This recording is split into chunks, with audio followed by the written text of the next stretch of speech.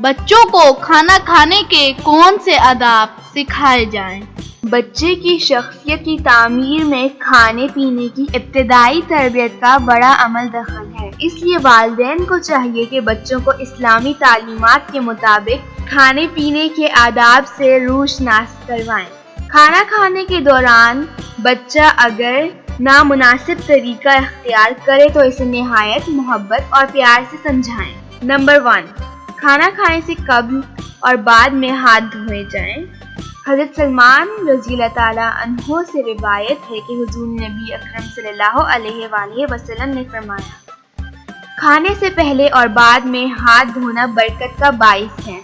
Number 2، ہاتھ دھونے کے بعد کپڑے سے خشک نہ کیے جائیں۔ فتاوی ہندیہ میں ہے، کھانے سے پہلے دھوئے ہاتھ کسی کپڑے سے خشک مت کرو تاکہ ہاتھوں کی صفائی کھانے کے دوران قائم رہ سکے۔ نمبر 3، 2 زانوں یا 4 زانوں بیٹھ کر کھانا کھایا جائے۔ نمبر 4، بسم اللہ پڑھ کر کھانا شروع کیا جائے۔ نمبر 5، دائیں ہاتھ سے کھایا جائے۔ نمبر 6، اپنے سامنے سے کھایا جائے۔ نمبر 7، کھانا کھانے کے دوران ٹیک لگانے سے اجتناب کیا جائے۔ نمبر 8، کھڑے ہو کر کھانے پینے سے اجتناب کیا جائے۔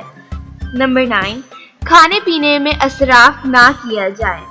اس کی ممانعت کے بارے میں سورہ الاعراف میں ارشاد ہے، کھاؤ اور پیو، حد سے زیادہ خرچ نہ کرو، کہ بے شک وہ بے جا خرچ کرنے والوں کو پسند نہیں فرماتا۔